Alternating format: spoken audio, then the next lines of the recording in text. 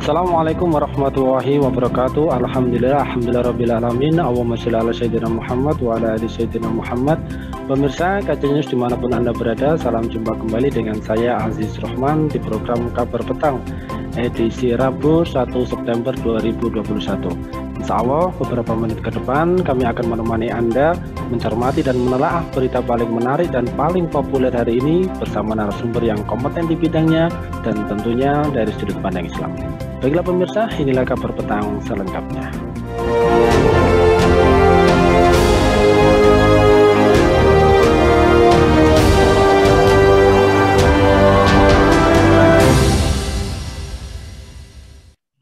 Pemirsa, LBH Pelita Umat menyampaikan 5 catatan berupa pendapat hukum terkait dugaan ujaran kebencian dan penistaan agama yang dilakukan oleh Ustadz Yahya Waloni, sebagaimana terekam dalam sebuah video berdurasi 2 menit. Ustadz Yahya Waloni ditangkap oleh tim Bareskrim Polri dan telah ditetapkan sebagai tersangka. Dia dikenakan pasal berlapis, yakni pasal 28 ayat 2 dan pasal 45A ayat 2 Undang-Undang ITE hingga pasal 156A KUHP pidana tentang penodaan agama. Ketua LBH Pelita Umat Chandra Purna Irawan dalam keterangannya yang tertulis menganalisis isi video berdurasi 2 menit yang berisi ceramah Ustadz Yahya Waloni. Menurut Chandra, pernyataan UYW tersebut dapat dinilai bukan permusuhan, bukan penyalahgunaan, dan dapat dinilai tidak ada niatan menodai, hanya menceritakan keislaman beliau di forum majelis taklim di masjid. Chandra juga berpendapat bahwa unsur di muka umum ceramah di masjid dengan peserta khusus muslim dan terbatas bisa saja dinilai tidak termasuk di muka umum, karena itu adalah tempat ibadah dan tempat yang hanya didatangi khusus beribadah bagi umat Islam dan peserta majelis taklim khusus untuk umat Islam. Nah, pemirsa, apakah penangkapan Ustadz Yahya Waloni ini memenuhi asas equality before the law? Apakah beliau ini melakukan penistaan agama dan apakah kasus tersebut ini lebih didominasi bermuatan politis? Nah, untuk membahasnya kami telah terhubung dengan Ketua LBH Pelita Umat, Bung Chandra Purna Irawan SHMH. Kita sapa dulu beliau. Assalamualaikum warahmatullahi wabarakatuh, Bung Chandra. Waalaikumsalam warahmatullahi wabarakatuh. Alhamdulillah sehat, Bung. Tampaknya ini sibuk ini. Alhamdulillah sehat.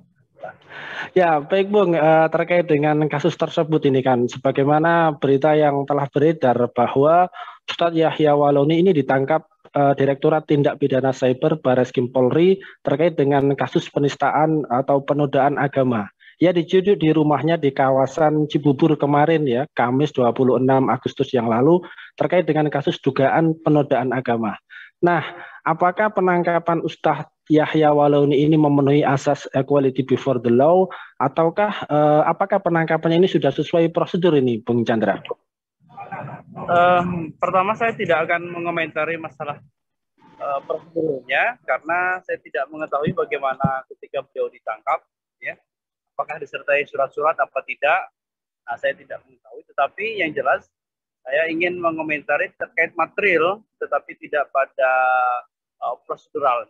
Nah, kalau pada sisi material, kalau menyimak dari video yang beredar selama 2 menit, saya tidak tahu yang beredar yang mana, karena ada 2 yang saya dapatkan, satu yang beredar 2 menit, ada lagi yang 1 menit. Nah, yang beredar di dalam 2 menit itu cukup jelas saya kira, cukup jelasnya adalah bahwa di dalam video itu beliau lebih istilahnya lebih ke curhat, begitu ya, lebih curhat karena atau menceritakan tentang dirinya dan keluarganya ketika beliau memutuskan masuk Islam kemudian mendapatkan ancaman begitu ya, kalau tidak salah itu dari keluarganya bahwa didoakan akan mati dalam 3 hari begitu. Kemudian juga dia menceritakan bahwa diskusi antara dirinya dengan keluarganya bahwa menyatakan bahwa Injil itu bukan fiksi melainkan palsu.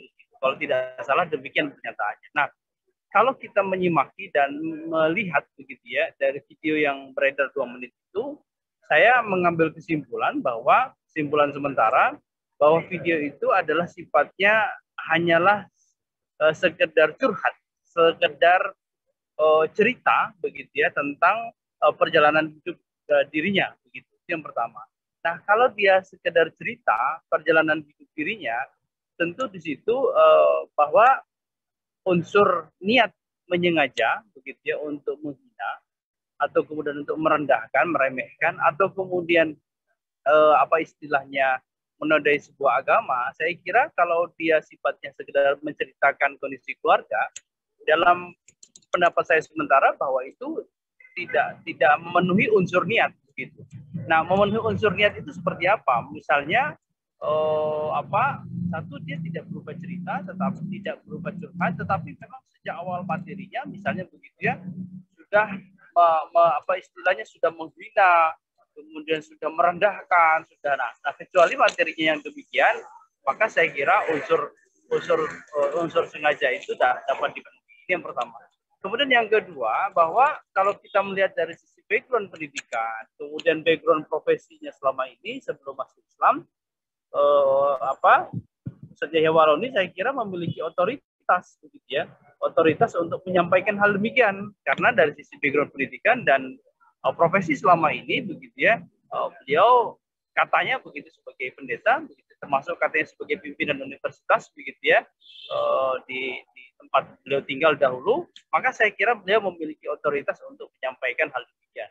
Kemudian ketiga, di dalam video itu dinyatakan bahwa beliau sambil mengacung-acungkan buku itu diangkat-angkat, beliau mengatakan bahwa ini fakta ilmiah, ini argumentasi ilmiah begitu, dan dapat dipertanggungjawabkan begitu. Nah, kalau saya lihat dengan diacungkan buku itu menunjukkan bahwa beliau dari sisi otoritas otoritas keilmuan dan kemampuannya untuk menyampaikan hal demikian, berarti itu ditegaskan dengan buku itu. Kemudian dengan mengajukan buku itu, dia ingin menunjukkan kepada publik bahwa dirinya tidak main-main, bahwa dirinya tidak menghina, bahwa dirinya tidak merendahkan, melainkan ada dasar argumentasinya, yaitu dengan beliau mengajukan buku itu. Nah, itu kalau kita melihat gestur pada buku itu.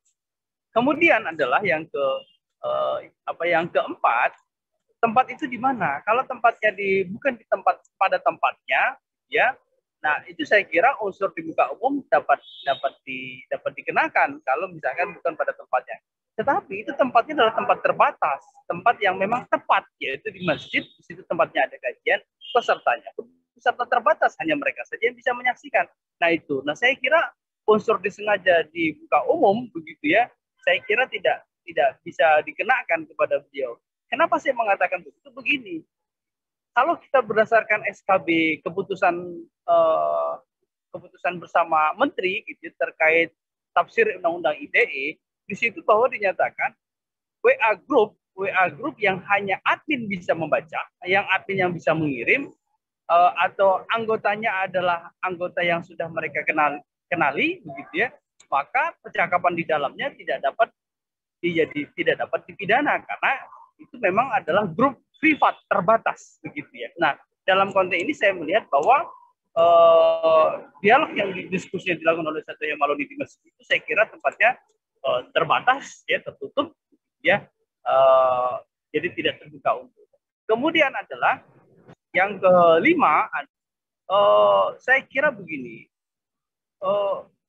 Ustadz Yahya Waloni sebaiknya diberikan kesempatan untuk menguji pendapatnya beliau itu secara mimbar akademik begitu ya, untuk menguji secara mimbar akademik. Kalaupun memang terpaksa harus diuji di pengadilan, harus dipertimbangkan lebih ulang. Kenapa? Karena nanti kalau diuji di pengadilan, khawatir malah memunculkan perdebatan secara terbuka begitu ya, terkait ajaran dan kitab suci agama orang lain begitu di dalam pengadilan tersebut. Nah, saya kira ini yang perlu dipertimbangkan, khawatir malah kemudian terjadi argumentasi perdebatan ya secara terbuka di pengadilan terkait ajaran kitab suci agama yang ada di Indonesia ini. Saya kira begitu. Ya, baik Bung Chandra. Lantas kemudian jika Anda melihat kasus tersebut, apakah dalam kasus tersebut ini pihak Polri bersikap netral dan profesional ini, Bung Chandra? Terkait netral dan profesional, saya tidak bisa menyimpulkan ya di mana ininya. Kalau untuk menilai seseorang profesional atau tidak itu kan biasanya dilihat dari dua hal. Pertama, apakah dari sisi prosedural proses penangkapan itu sudah sesuai apa tidak. Gitu. Nah, atau kemudian dari sisi material itu artinya bahwa apakah memang dapat dipidana apa tidak. Nah, saya kira mungkin pihak aparat penegak hukum mempunyai argumentasi untuk mengatakan hal demikian. Tetapi saya kira begini, bahwa semestinya saya berpendapat begini, Ustadz Waloni sebaiknya apa istilahnya, ini prosesnya agak mirip dengan yang lain yang pernah saya tangani, yaitu seseorang itu belum diperiksa terlebih dahulu tetapi sudah ditangkap kan begitu. Nah ini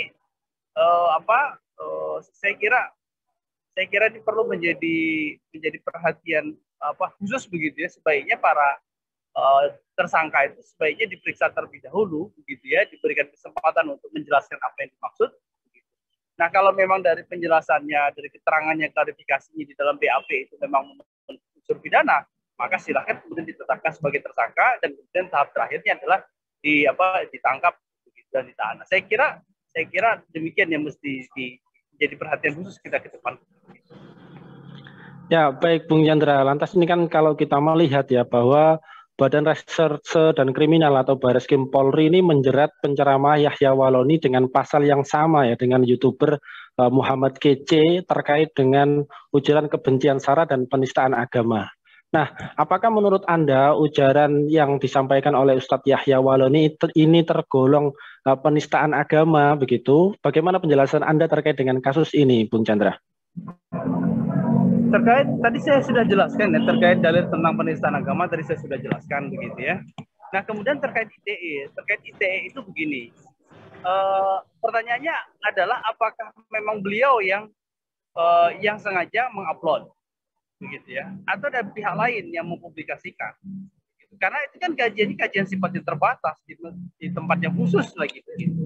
Nah saya tidak tahu apakah yang mempublikasikan itu beliau apa tidak begitu. Nah ini saya kira agak berbeda mungkin dengan MKC begitu ya. Saya tidak tahu apakah MKC ini memang menyengaja atau bukan begitu ya. Nah ini kalau dia menyengaja berarti bisa dikenakan pada ITE. Tetapi lagi-lagi ITE harus berdasarkan pada video yang saya kira lengkap begitu ya, tidak sekedar sepotong-sepotong sehingga apa yang dimaksud pada yang disampaikan itu memang dapat dimengerti begitu. Kalau sepotong-sepotong bisa saja bagian yang jelek-jeleknya saja yang kemudian terpublikasi gitu. Sementara argumentasi yang lainnya itu kemudian tidak. Nah ini saya kira perlu ditinjau ulang kembali ketika alat bukti itu yang kemudian disertakan adalah potongan-potongan video. Baik Bung, jika kita melihat terkait dengan hal tersebut dan juga peristiwa-peristiwa yang lain, apakah kasus, terutama kasus diskriminasi oleh bermuatan politis, apakah juga ada indikasi dari kriminalisasi ulama? Apa ini analisis hukum Anda terkait dengan penangkapan tersebut, Bung Chandra? Iya, untuk menyatakan itu kriminalisasi begini, bahwa politik itu memang tidak hukum itu memang selalu bersinggungan dengan politik. Jadi dua hal ini adalah sesuatu yang tidak bisa dipisahkan.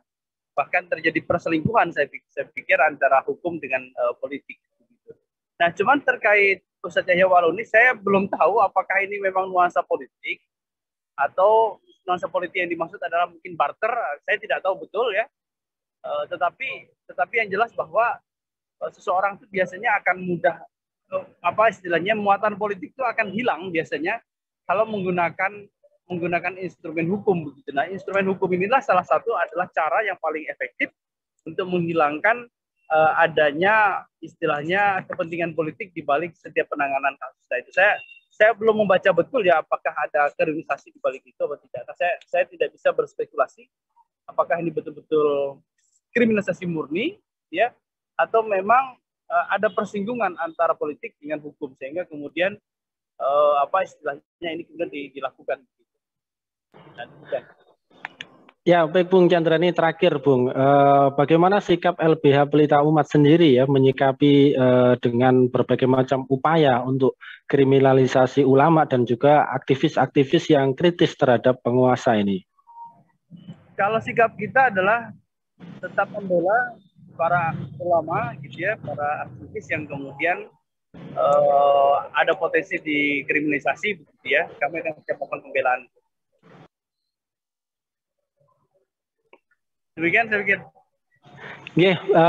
Baik Bung Chandra, ini Masya Allah luar biasa. Terima kasih atas pencerahannya dan penjelasan hukumnya. Ya, selamat beraktivitas kembali. Insya Allah nanti kita ketemu di lain kesempatan. Assalamualaikum warahmatullahi wabarakatuh. Baik, pemirsa, demikianlah kabar petang pada edisi kali ini. Semoga Anda mendapatkan manfaat dari acara kami. Sampai berjumpa lagi besok di jam dan channel yang sama. Jangan lupa like, comment, share, subscribe, serta tekan loncengnya agar tidak ketinggalan update terbaru dari KC News. Karena hanya disinilah Anda akan mendapatkan informasi aktual terpopuler dari sudut pandang Islam. Akhirnya saya Aziz Rahman beserta seluruh kru yang bertugas undur diri. Assalamualaikum warahmatullahi wabarakatuh.